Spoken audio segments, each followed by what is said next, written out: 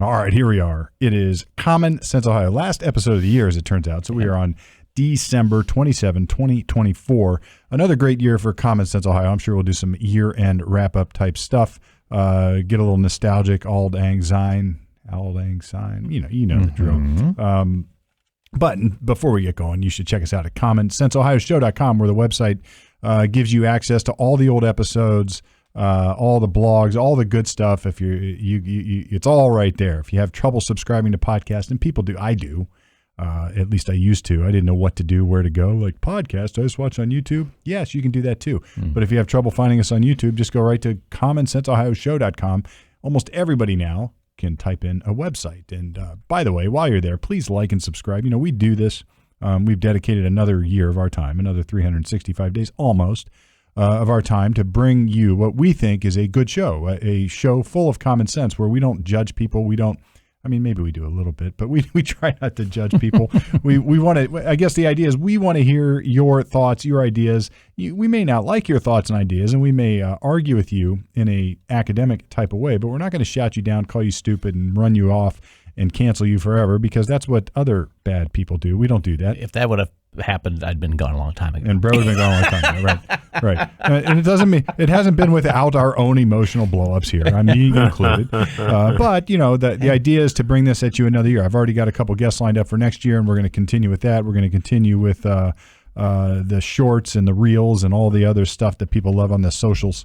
And hopefully the show will continue to grow with your help and a little bit of luck and maybe the grace of God. We will continue to bring you common sense. For those who have been following the new format as we go live, I always start with a this day in history, and this one is for Norm for a couple different reasons. One, it involves Cincinnati. Two, it involves Ohio because it's Cincinnati. And three, it involves driving.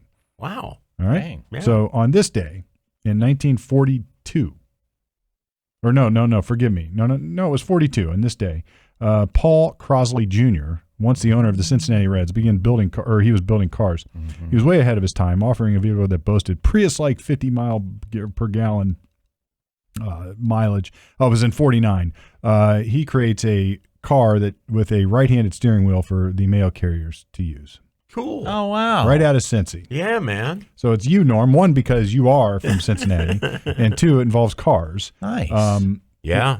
At the same time as Crosley was building its revolutionary mail van, its cast iron block assembly engines were being used in races across the world to great success, specifically in the 750cc sports car events. So the guy, pretty amazing guy. Yeah, pretty amazing guy. And actually, those motors are still. Is that right? Yeah. And I think where they're really popular is some class of lake racing for speedboats. There's a certain class that is the motor. Wow. Yeah. You know, kind of like, another ancient engine is the Ford Flathead. And there's certain classes where that is the thing. Yeah, that's still just just bulletproof. Yeah. Yeah, yeah.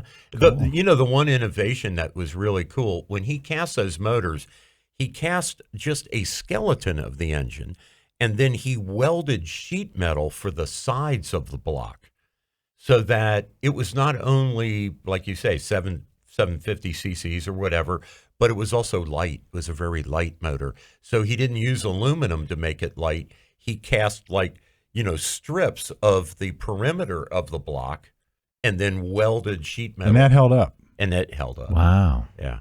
So a couple things are amazing about that. One, the design of the engine, and two, that you know all this. Well, no wonder it was getting 50 miles. Like this. Yeah. Like this. No wonder it was getting 50 miles a gallon or whatever it's quoted, Right. Not that they were really cognizant of that at that point in time, but, geez. I know some of this stuff, my friend Brian Johnson with AC/DC would say rock and roll is noise pollution. Well, so is my knowledge. You my just brain. have a sticky brain. Yes, you have a sticky brain. I do. Yep. Forgive me. Wow. Well, anyway, this was more interesting stuff. This was a car that New York's governor, Nelson Rockefeller, the hotshot, he apparently drove the U.S. sports car. Eisenhower, too, drove a 51 Crosley CD Surrey, but despite its high-profile drivers, declining sales forced the company to cease production in 52, but not before Crosley created the first-ever custom right-hand drive mail delivery truck on this date in 1951. Yeah, he was kind of off the hook. He also, along with Philco, he was one of the first mass produce. I guess in RCA, one of the first mass producers of radios for home. And they're collectible items. You find a Crosley and it's way expensive. It's a big deal. It's a big deal. I've got a couple at home, and they're expensive. The furniture that it's in is beautiful. Yeah. And also, I think he owned the Reds baseball team at one time, and I think he also was one of the first. What are those big radio stations that are licensed to go real far? I think WLW. The shortwave radio stations. I think he owned them, WLW. He owned LW for a while, and they were licensed 50,000 watts, which was a flamethrower. Yeah, a flamethrower. Wow. In fact, I don't know if this is true, but it's rumored that he cranked up the power past that. Yeah, and he had metal barns reverberating. You could listen to the radio station through the barn. So awesome. My grandfather in Garden City, Kansas, which is almost on the Colorado line, it's that far west, western Kansas, he could get Cincinnati WLW. He could tune it in like it was. That's awesome. 10 feet So look, away. folks, Ohio makes it big again. Yeah, exactly. Why common sense for this type of stuff? Exactly. Right. And I read a fact on some wasting time over the weekend or over the last week. I read some fact that Ohio was once like the place to live. I mean, it was once the place for everybody to come. Right. So anyway, there's a reason that we were the West Coast for many years, like before the Louisiana Purchase or whatever. Well, if you think about it, we got the Ohio River down low, and then we got all the Great Lakes up high. Yeah. Right. So. And if you went into Indiana, you had to deal with Tecumseh. Yeah. Yes. Correct. Yeah. True. And for those who want that, Alan Eckert has a great series on that. The Long Bloody River, Dark and Bloody River, whatever. There's a whole bunch of books on that. The Frontiersman. The Frontiersman Tales. Yep. Yeah. All right. Well, enough stupidity here. What's or trivia? I'll call. I won't call it stupidity. We'll call it trivia. Well, the news is stupid. News with Norm. What do we got? What do we got going on? Well, I think one of the things we could do this under the police justice blotter, but this is more political, I think, than anything else. Is these commutations that President Biden did of 37 out of the 40 people on federal death row, he commuted their sentences to life. And touching on Ohio, one of the cases was our local prosecutor here in Ohio went to federal court specifically to get the death penalty because back then, 20 years ago, they weren't so much doing, just like they aren't now, state executions. So Ron O'Brien and Dave Devilbiss or something, the federal prosecutor, they joined hips, prosecuted this guy, Daryl Lawrence, 20 years ago, got convicted of, 20 years ago, the crime occurred out at Broad and McNaughton. Officer Brian Hurst of the Columbus Police was on special duty at a, at a package store. And Daryl Lawrence went in, reached over the counter, shot him point blank, killed him. Officer Hurst's wife at that time was also a CPD officer. So obviously, the FOP, this, Columbus Police, everybody wanted this guy, to get the electric chair or whatever. And he got sentenced to death by a federal jury here in Ohio. And he's one of the people that President Biden commuted, even though he put out, Biden put out a policy, a moratorium on the carrying out the death penalty in 2021 was one of his first acts as a president. So this guy he probably never was going to get put to death. Well, this is interesting. I try to look at things from a common sense perspective, and this is an area that it's not even because I do criminal defense that it interests me, but this is one of these things that's much ado about nothing, I think. So on the right, there's a lot of people screaming up and down, how dare he commute these death penalty sentences? On the other side, they're saying, well, we're anti-death penalty, I suppose. But the reality is this doesn't have a huge splash or a huge impact because there was only 21, I guess, death row. I just did some quick searching. I think there was only 21 death row inmates. They said 40. Or 40, my bad. Okay. In 2021 was the last person executed. A guy named Dustin Higgs was executed in 2021. And I don't know what offenses these people committed to be on death row in federal court. But my point is there's not a whole lot of federal death penalty type cases that happen. Yeah. So if you have only 40 in the entire federal system, only 40, and most of those probably go way back. Yeah. And they just sort of matriculate. Like this one, 20 years old. Yeah, through the system. So, agree or disagree with his politics and what he's doing and why he's doing it. It doesn't have a whole lot of impact. Obviously, these people aren't going to be executed. And they probably never would have been. Maybe they would have, maybe they wouldn't have. But let's just say some of them might have. Yeah. Others probably never would have. Because Trump is signaling that he's going to override this moratorium. He's going to revive the death penalty. Yeah. That's what he's saying. That comes and goes. The death penalty, I have a love-hate relationship with it. There's in fact, there's a great episode we did with a guy named Paul Scarcella, one of my colleagues upstairs in the law practice. Excellent episode. Yeah, he was an assistant Ohio attorney general but he would go around Ohio prosecuting these types of cases, and he's got a lot of insight into it. But it's a different animal in between federal and state cases. You're going to see a lot more of this stuff in states, or a lot more death penalty type cases on the state level, and even fewer these days. Even then, it's fallen out of favor. It might come back. It's fallen out of favor, and I guess everybody talks about Texas and other states, but this doesn't have a huge impact. I think there's some other pardons, like his son, that are far more interesting to me. And his brother, that's coming up. And that's probably coming. And, maybe whether he can pardon himself would be an interesting question. Although, he's non-competent to be prosecuted at this point. But just a quick comeback on the on this pardon thing. And then, I would love to talk a little bit about this prospective pardoning thing, because I started thinking about that a little bit and thinking of crazy stuff. At any rate, one of the things they asked the White House about these 37 out of 40 is why not the other 3? And his explanation is super interesting.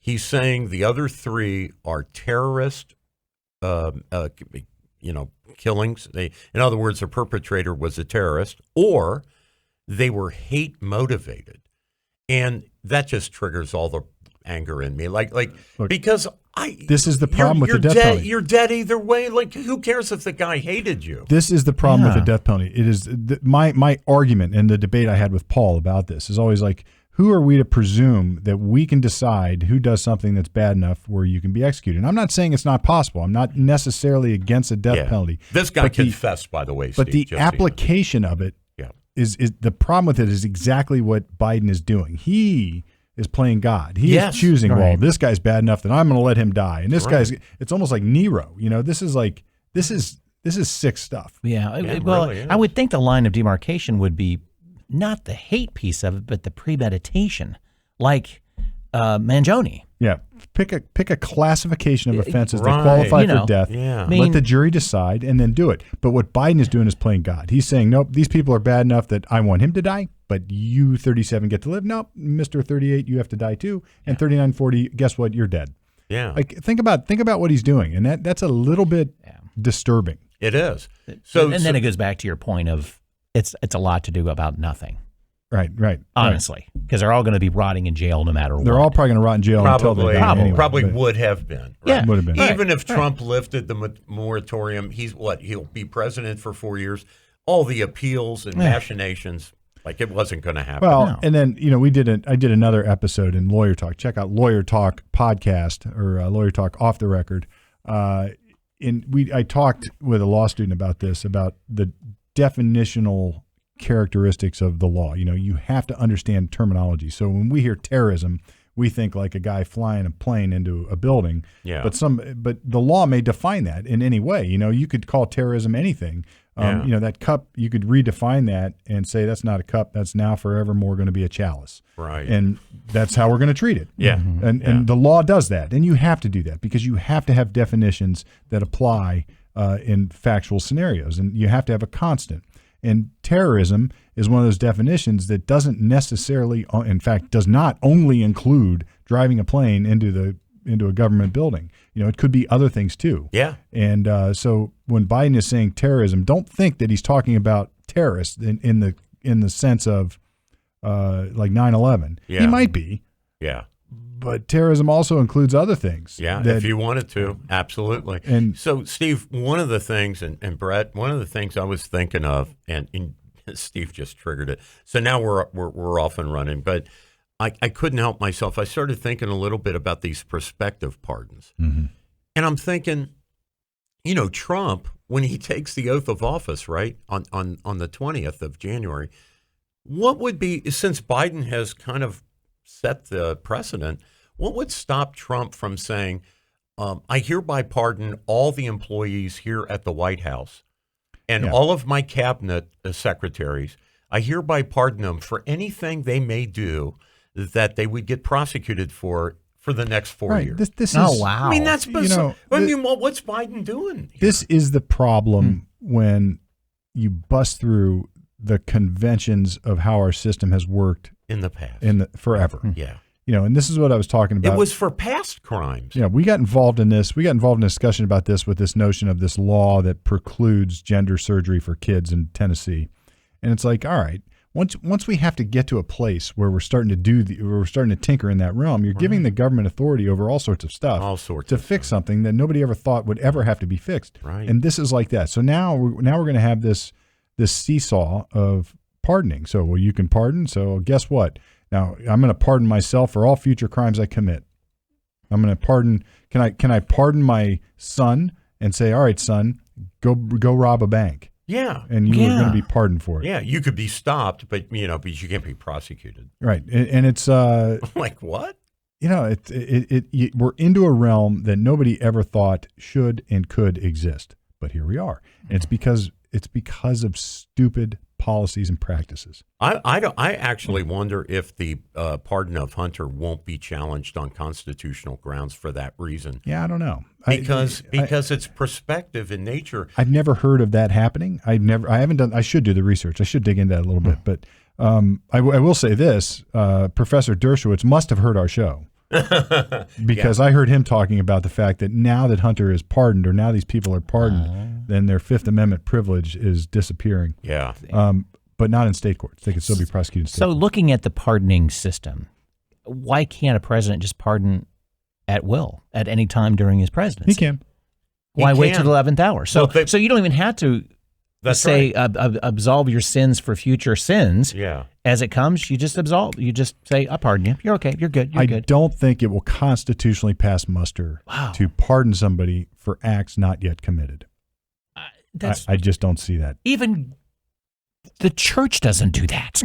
Right. You have to go confess first. Confess right? what if you think you don't even get the argument is that the Hunter pardon actually, like it is for future events included for it was for future prosecutions of undiscovered crimes. Oh, now, my God. This is like Minority Report. This is like the Tom Cruise Minority Report in some weird twisting pardon reverse. Yeah. So you've got this notion we're going to pardon people for crimes yet discovered. Which means it's going to be discovered, so I'm going to pardon you. Right. So what do you know, Mr. Biden? Right. Exactly. Right. Because you can't be pardoned for something you didn't do. So you can't be pardoned for a false prosecution. Yeah. Or can you? I don't know. Well, that's the argument, is that this is he's innocent, so I'm gonna immunize you forever from prosecution because you're innocent no matter what. Yeah. I think here's where the line ultimately gets drawn. If we're going to do an early prediction, it would be this way. You can pardon somebody for criminal acts already committed, but not for future acts. Okay. That's what I would guess. Okay. Look, I've done zero research. That would still be kind of crazy, but that would be a bright line. And then you're going to have to say, are they discovered, undiscovered? It's sort of like, wasn't it Descartes, where it's like, I think, therefore I am. There is a crime. Yeah. Somebody perceived it, and if nobody else perceived it other than the crime or the person committing the crime, at least God perceived it, and so therefore we can pardon for it. It's almost like I forget who the tree falls in the woods guy, but I think it was Descartes, or it might have been a guy named Browning. Anyway, I can't. My college philosophy is escaping me.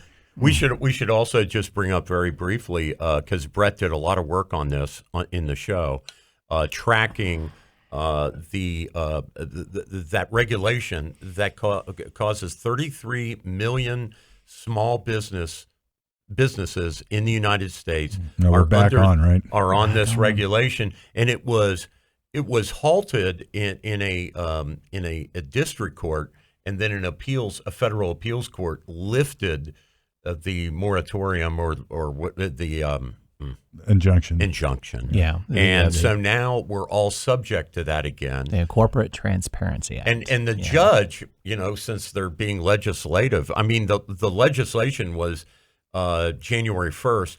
He or she, and at the appeals court, pushed it back to the 13th.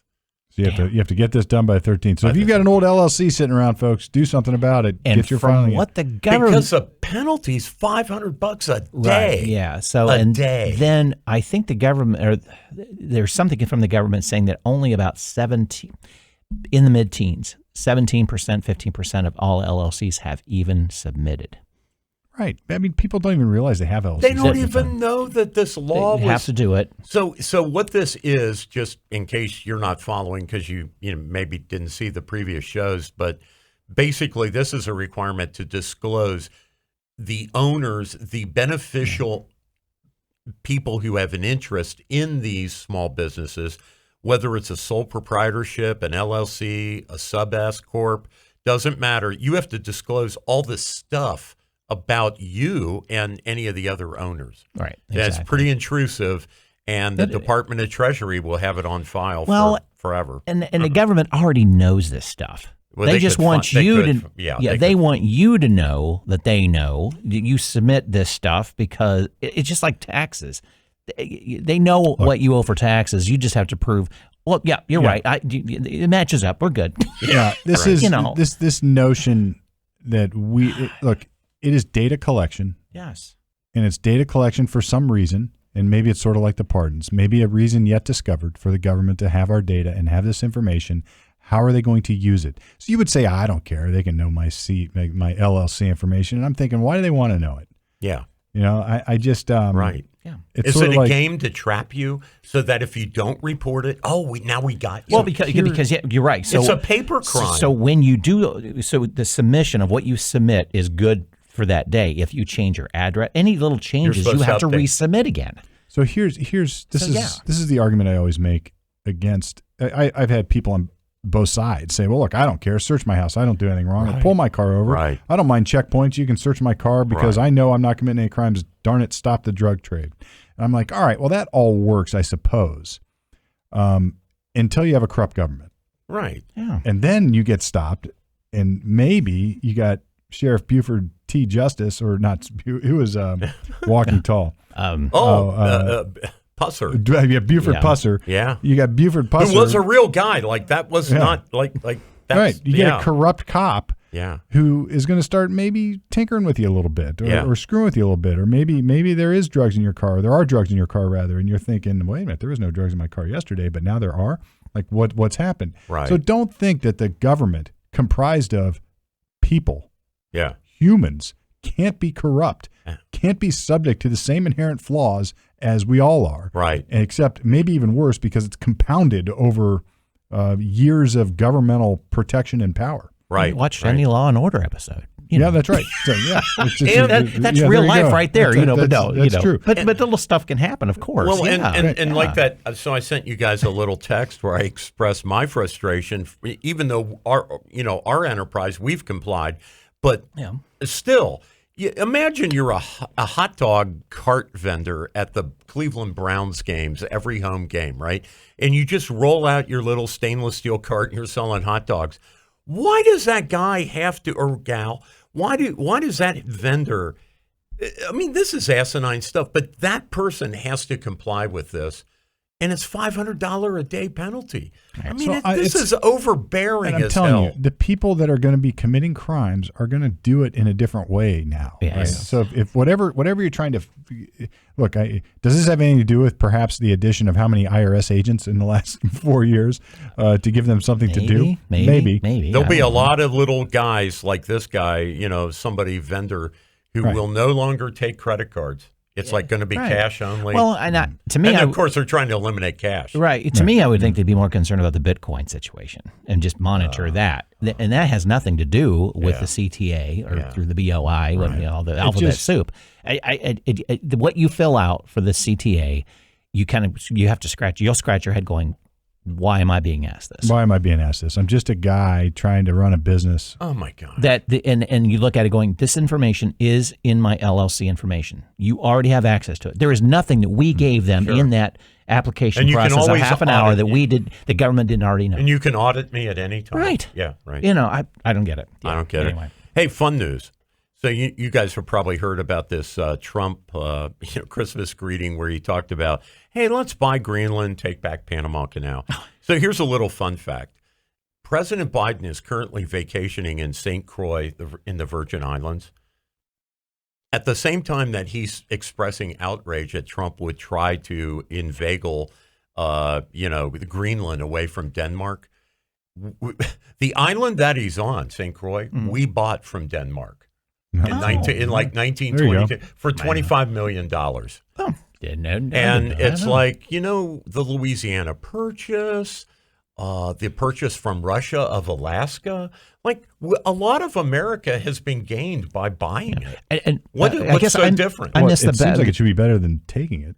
Yeah, which we probably could do. Yes, exactly. So I don't think the Danish army is a super big threat. What was the genesis of why we wanted to buy? It's because Russia is militarizing the Arctic Circle. Military. Yeah. Okay. Yeah. Okay. And they say, hey, I'm okay. Okay. I mean, it'll be a negotiation. We're not just as long as it's an arm's length negotiation. Like, you better sell it to me for this price, or we're going to take it. Yeah.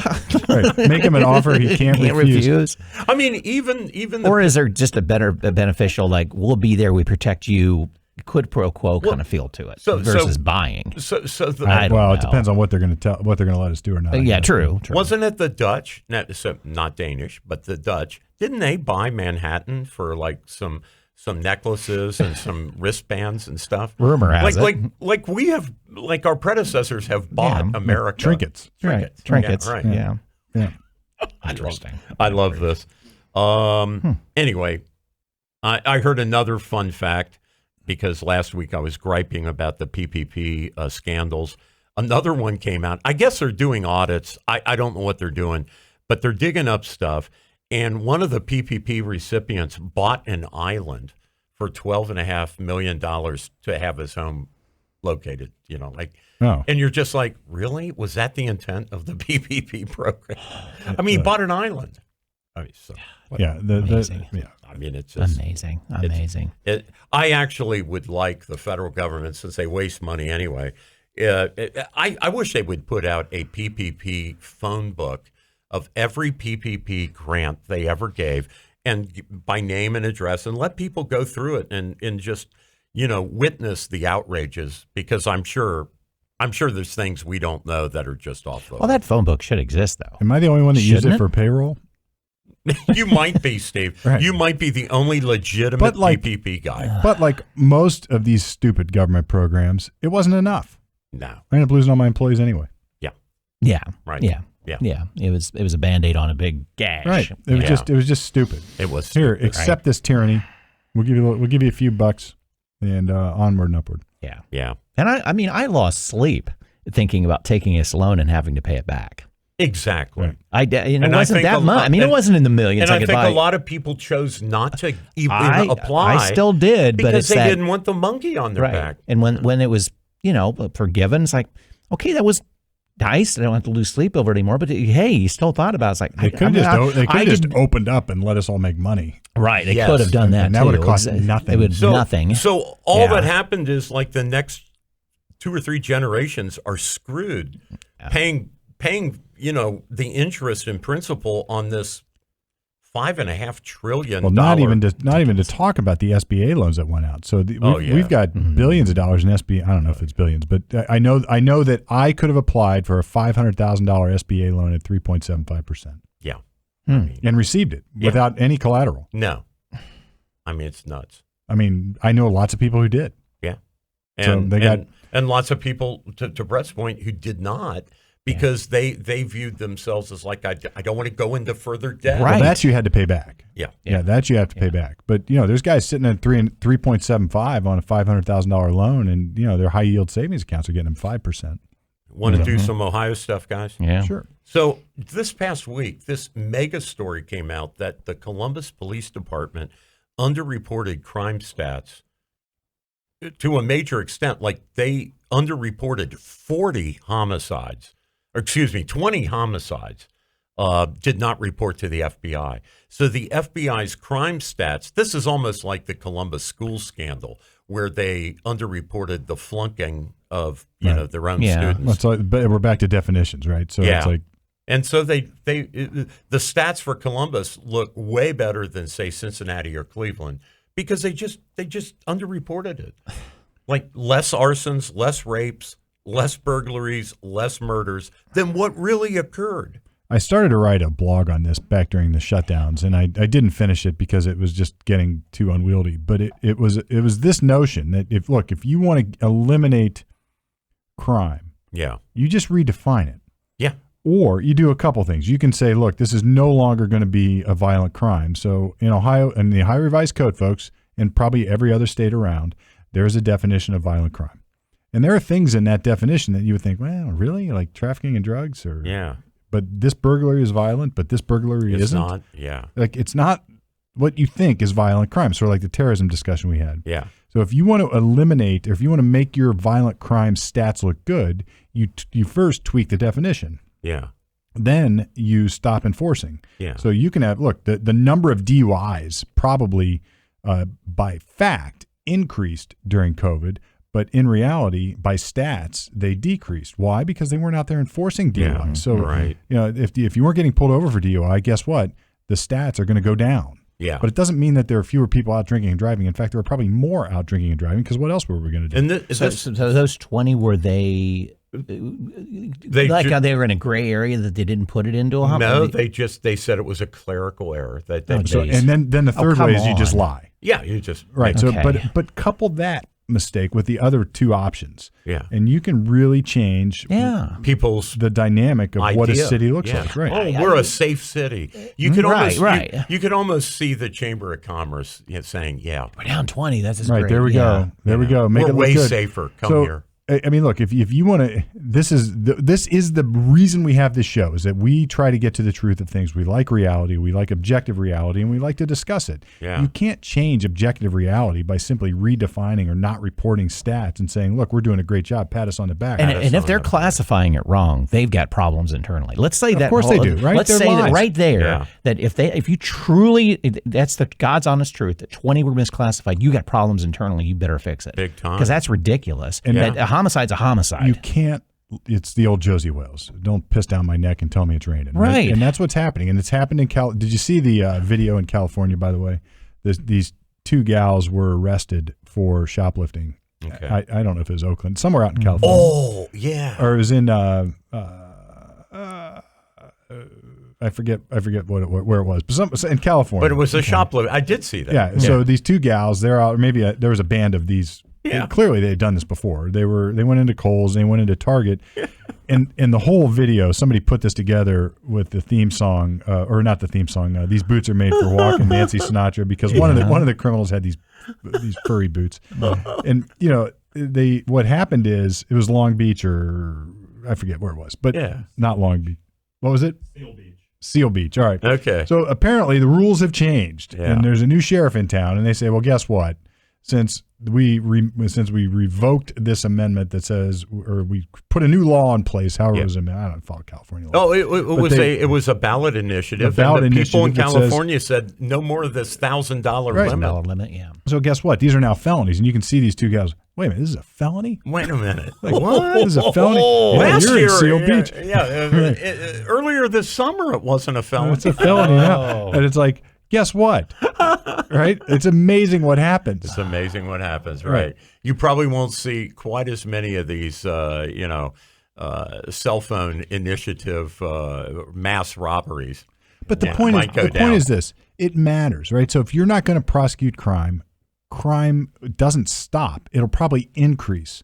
But on the statistical side of it, it'll look like it's decreasing because you have fewer prosecutions. Yeah, I mean, right. Oh, good point. This is what's going on. Oh, shoplifting went down because you're not prosecuting, you're not charging it. The people are being told, look, shoplifting is going down. Like, look, Norm, inflation is going down.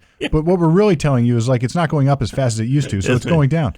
Yeah. The point is, and there is a lot of that shit. They're lying with statistics, right? But the people know. The people know. They know enough to have a ballot initiative to change it. And I heard that in people's comments on the radio. You know, you listen to local talk radio, and people were calling in and saying, you know, I just felt like Columbus was more dangerous the last several years. It is. And they're like, you know, now these statistics are coming out reinforcing or proving out that, yeah, it is more dangerous. When these people they take power, they implement bad policy. In order to avoid consequence for bad policy, they either lie, change the rules, or don't report, or whatever we're talking about. Yeah.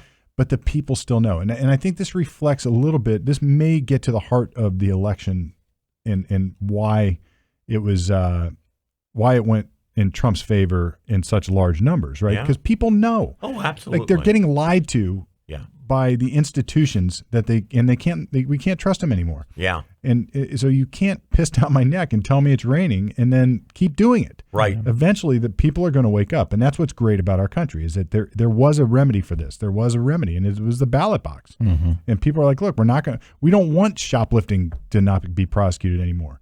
We don't want murders not to get reported. We want safe streets. Yeah. And streets only get safer if you go prosecute crime. Yeah. And look, I'm a criminal defense lawyer. Prosecute crime. Right? And you can't create intelligent policy unless you have facts. That's the next right. So without facts, how's city council in Columbus or the police department, how are they supposed to up the safety net in Columbus if they don't have the facts? The Exchequer. We used to have a guy, the Exchequer, my buddy, and he used to always say, and this was his quote, it's like these people legislate on what they want it to be or what they think it should be rather than what is reality. What is reality? You have to operate in reality. And look, you might be able to change, you might be able to implement some real change if you at least acknowledge the facts. Exactly. Like, here's what we're dealing with, folks. We had 100 murders. Right. It doesn't change how many murders we have by underreporting them by 20. Right. No.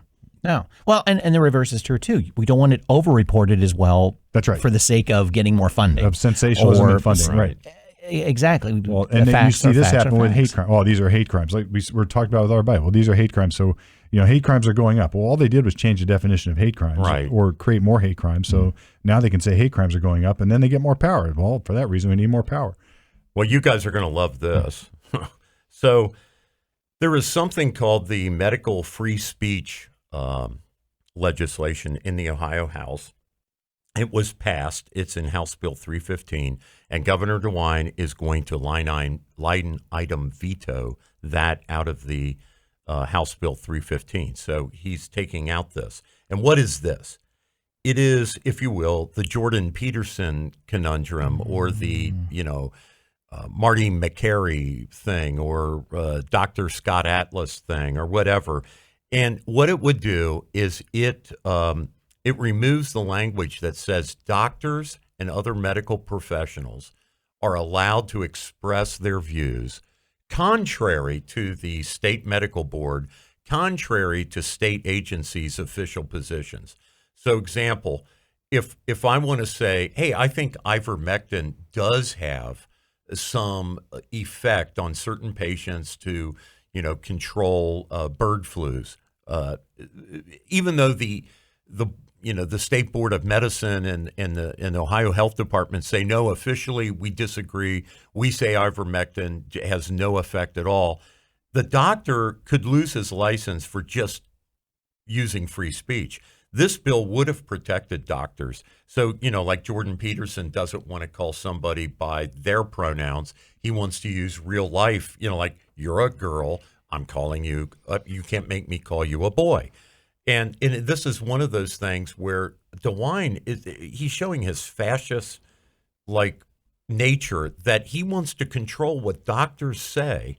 It's different than controlling what doctors do. Well, but what they say should be free. Here's the thing. I will ask this, not even rhetorically. I'm legitimately asking this question to open a discussion. Yeah. Don't we already have such a law on the books called the First Amendment? You would think. Yeah. We don't need this law. You would think. Well, so the question becomes, you lose your license is the problem.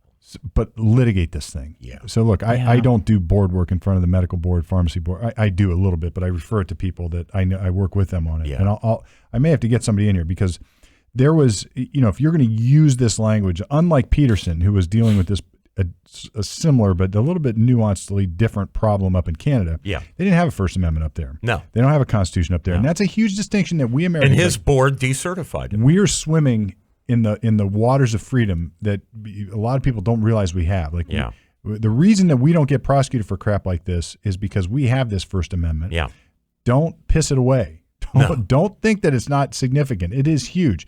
Now, Peterson was his gripe was that the board or whatever governing body they had was forcing him to use certain language. Right. And he said, no, that's a bridge too far. I'm not doing it. You can take my license. Now, eventually they're taking his license for other things. Yeah. His platform on social media and things that he said there. But what made him initially famous was this notion that I'm not going to be forced to use language by my government. I'm not going to do that. Yeah.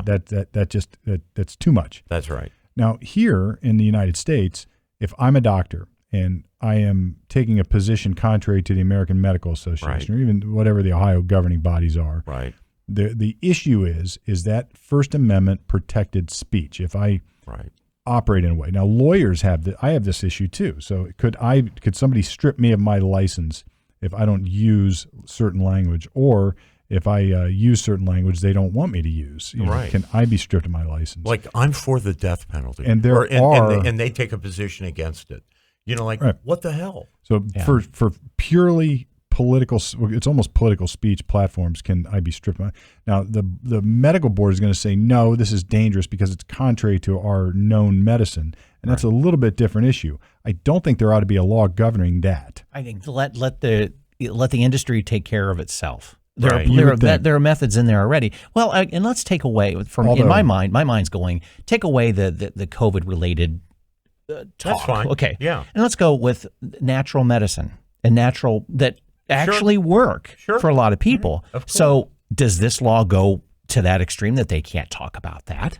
Well, homeopathic remedies. Thank you. I'm trying to think of the term. Go into any vitamin store. Can't do that. Now, that stuff's can't talk about regulated. that. Oh, I'm sure there's official positions. But it has that chilling effect on that. Right. Long before COVID, so going back to like 2017-ish, probably, I was listening to, it was like the early days of my podcast listening or stuff I was listening to. I was working on this building. It was a Saturday or Sunday, and I was listening to somebody talking about the American Medical Association or the Pediatric Board. Mm-hmm.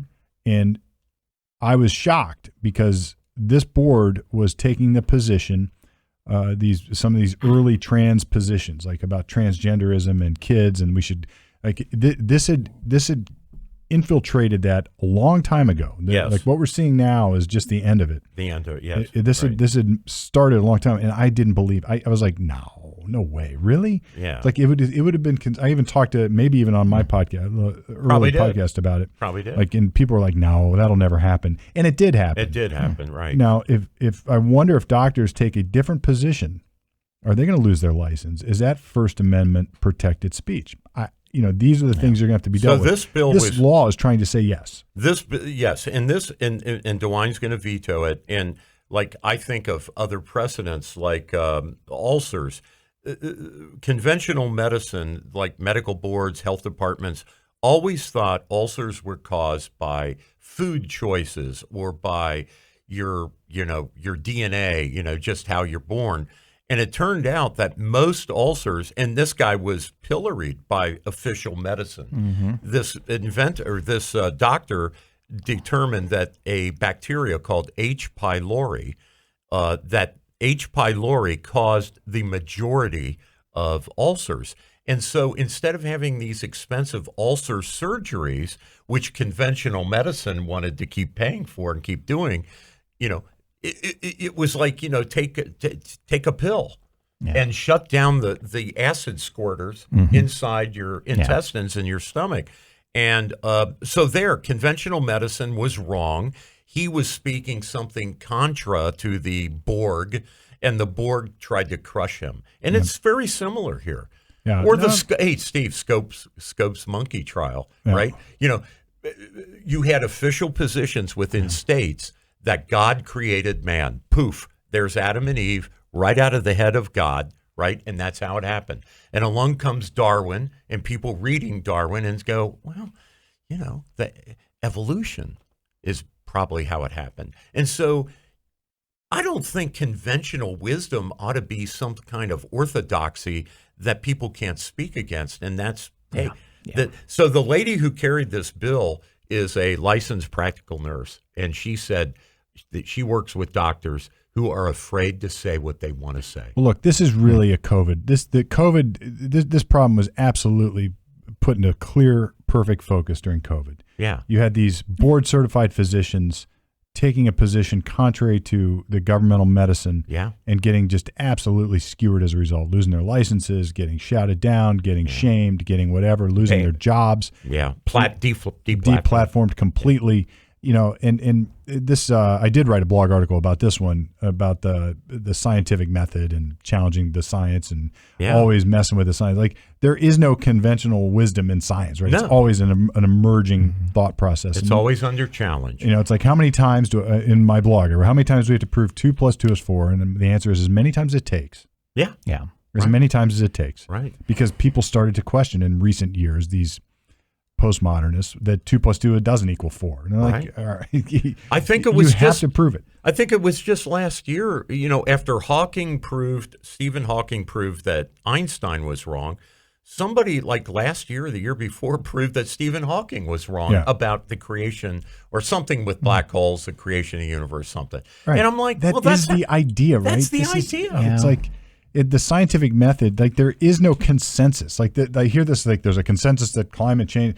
Like, no. And then, therefore, you can't talk about it. There was a consensus that the world was flat. Right. Yeah. There was a consensus that black people were less intelligent and inferior. And it's wrong. And that was included in state law in many states. That's right. So once you start putting the state in charge of what you can say, which is really to say what you can't.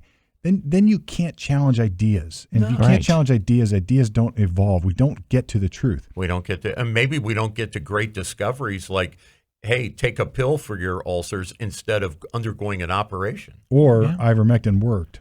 Yeah. On some level. For some people. Right. So the guy did get a Nobel Prize for it. Yeah, right. So whatever. Wow. You want to talk about police stuff, guys? Yeah, and justice for all. So we've got news on Norm. Now we got injustice for all. And then we'll save some time at the end for some predictions. Steve, you guys, Brett, we talked about Daniel Penny a lot. And this past week, an illegal immigrant from Nicaragua lit a lady on fire on the same New York subway system, right, that Daniel Penny, was rescuing other people by restraining somebody. And unfortunately, he died, the perp. But here, what the people did was basically they filmed it, and they took zero action. A cop even walked by. And didn't I see another story like this where there was a stabbing and people just watched? They didn't do anything about it. They just watched. It's like, this lady was burned to death. This guy took a lighter and lit her on fire. I guess, and people just watched. I'm not asking. I always, everybody, you ask anybody, they like to think you're going to be the person that will intervene like Daniel Penny and try to help. Not everybody can be that person. Not everybody is that person. Right. But we certainly, and so I would think already there's some percentage of people that can't. I'm not going to go through it. There's some percentage of people that won't because they're scared or they're just not in their DNA. And then there's the percentage of people that will.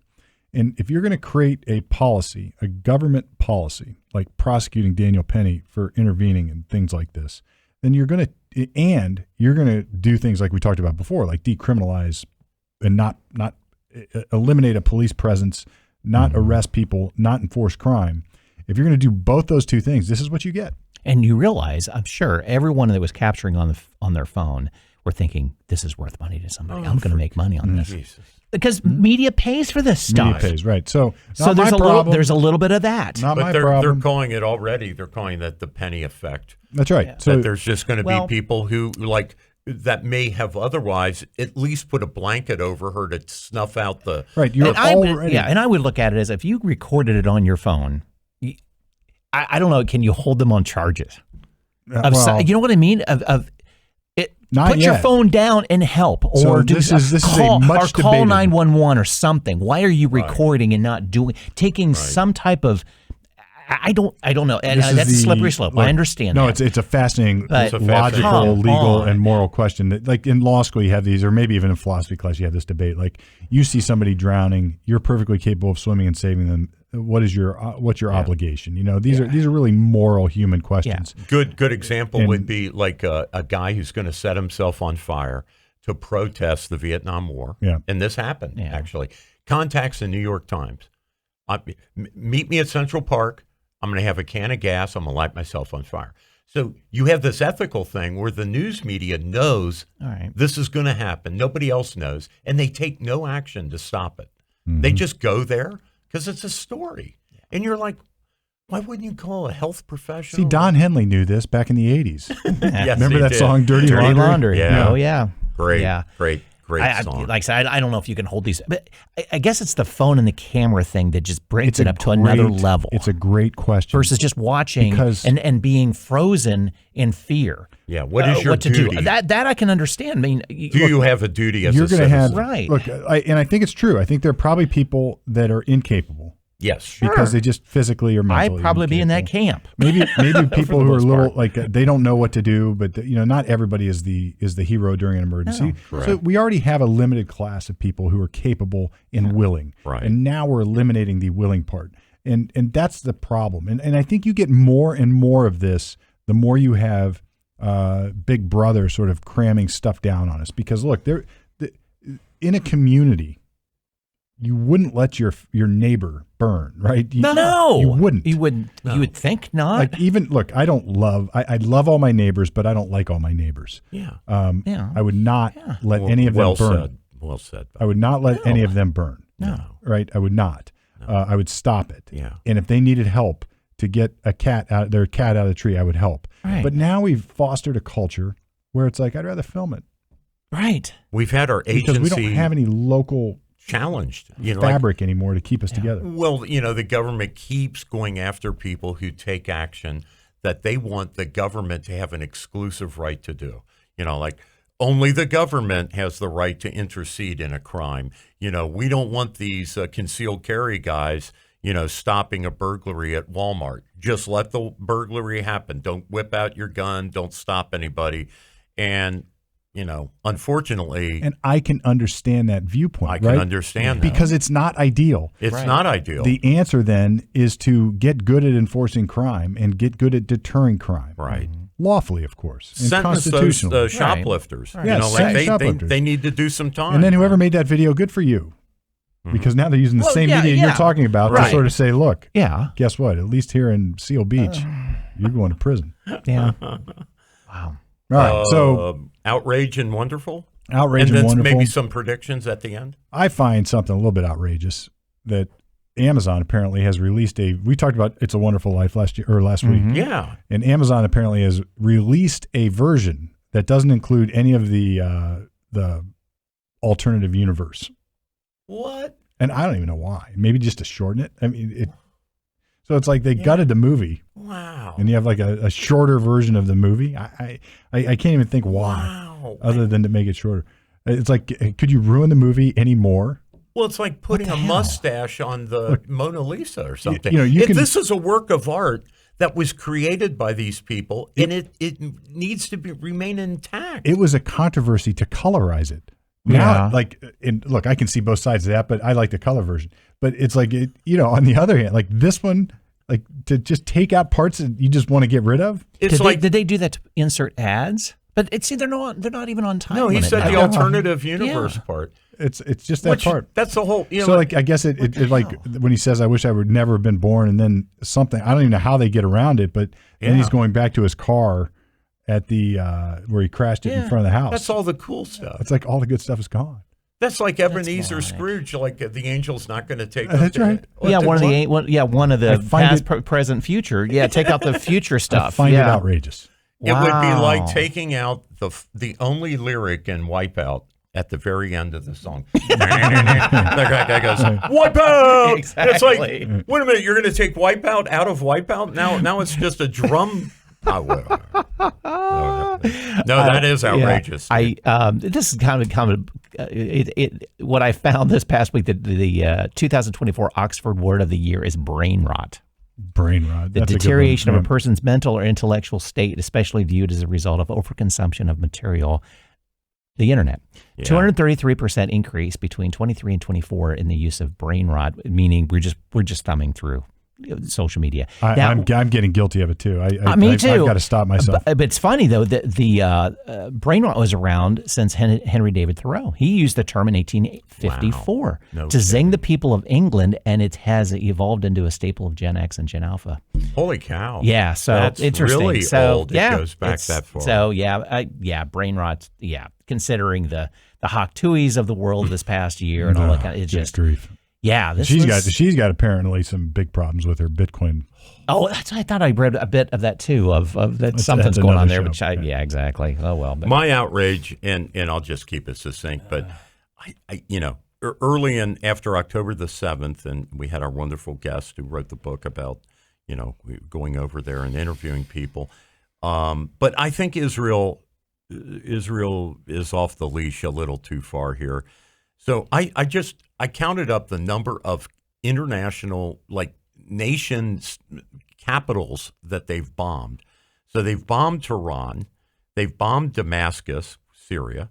They obviously have devastated Gaza. And I'm not saying, by the way, they don't have some justifications. This is not anti-Semitic in any way. But they've just bombed Yemen's capital of Sana'a, and they bombed Beirut in Lebanon. And it's like, I saw, following the news that this week that they bombed Yemen, I saw the negotiators from Egypt and Qatar on television, and they looked shell-shocked because these are Arab countries that have treaties with Israel now, peace treaties, and Saudi Arabia, Egypt, Qatar, and others. And you're thinking, my God, how do they stay aligned as peaceful coexistence with Israel at the same time that Israel is snuffing out, all these capitals, bombing, they're I mean, it's like a 7-front war. And I think, listen, what happened to those kids at that concert was absolute butchery and terrorism. But like I said to our guest, 40,000 people in Gaza are estimated to be dead, women and children also. And you're just like, when is enough? I know. Retribution. Yeah. Yeah. All right. Well, look, we're going to skip the wonderfuls because we got to get into the predictions, and we're running out of time. So predictions for the, last year we all had our predictions. I predicted that Biden would not be the candidate. I think, Norm, you predicted that Biden would be impeached. Brett, I think you had a prediction about AI and medical procedures, but maybe that's a better one for 2025. I don't know. I don't know. Yeah. And we probably had some other predictions. Well, the big one, I think I was the only guy who was 100% that Trump would win. Yeah. I think so. Yeah. Which was really out on a limb at that point. Yes, it was. I would not. I don't know that I was willing to say he wouldn't. I don't know that I can't remember what I said, but I probably wouldn't have gone on that limb with you. Yeah. Nor would I have ever said that Kamala Harris would be the Democratic candidate. As much as I said that Biden wouldn't, I never thought that they'd be foolish enough to put up Kamala Harris. Totally. I might have even said that. At that point, she was very unpopular. I totally agree. Yeah. But they painted up that they made her look good and tried to cram her through. It didn't work. I'll do a mea culpa. I predicted a major stock market crash. I was wrong. There was a correction of 10% for 1 week. Now it's back. So, but no, the stock market just went nuts this year. So that did not happen. I also predicted, and we'll see what happens on J6 and J20, but I predicted in the wake of the Trump victory, there would be riots. We'll see. I was going to say, you kind of 18 months ahead of yourself on that one to a certain degree. Exactly. We'll see. Yeah. We'll see. I mentioned this off mic last week, but I have a feeling, specifically Doge, I don't think Elon is going to be around long. I think he's going to tap out. He's not going to deal with the. It's already showing in the budget stuff that Trump wants an unlimited He wanted to raise the debt ceiling. And Elon's going, no. Yeah, right. That's why we're here saying you're not doing this. I have a feeling. And the bill that passed does not have it. Right. I think Elon's going to get tired of it pretty quickly. He's got other things to do. He's putting his energy and time and resources and effort into it, and he's got no power to enforce what he's saying. Right. That's exactly. True. So I think, and to that point, I think a lot of the appointees that a lot of people are questioning, it shuffles. Yeah. So I think what you see today is not going to be the same. And that may be, that's an easy prediction, Brett. But again, I think let's not worry about it. It'll all come out in the wash. I think who should be there will be there. But I think my big one, Musk, will be gone in a year by his own volition. I don't think Trump will fire him. Yeah. I think he'll just say, I can't do this. Yeah, I got to go build cars. I got to take money. I got to take money from the government to build cars. So I'm busy. Well, I think that is over with. I don't think the EV subsidies are. I think Trump's going to eliminate if he would go in and line item that one, going, you know what, I won't take any more money from the government. I would be impressed by that guy. Yeah. If he would, it ain't going to happen. Right. Norm predictions? Maybe. Yes, sir. So my prediction, I have 3, just like last year. I think our debt, even though the debt limit has not been raised, but I think our debt will continue to grow under Trump, at least this coming year at the rate it has been, $1 trillion per every 100 days. We're at $36 trillion in debt now, and I think at the end of 2025 it'll be around $39 trillion. That's what my prediction. I also, number 2, I think mass deportations will be limited to convicts, to convicted illegal. They're already telegraphing that. They're telegraphing that, I think and despite Homan saying we're going to go after all these other classes, I don't think it's going to happen this year. Right. And I'll come back to this. I think there will be a major stock correction, if not a crash, this coming year. My prediction. Well, first of all, go Ohio State, right? So they handedly beat Tennessee. Yeah, beat Tennessee. Now we've got to go play on January 1, Oregon again. So I predict we're going to win that game. Yeah. At least by 14 points. Yeah. Oh, okay. Yeah. Okay. Yeah.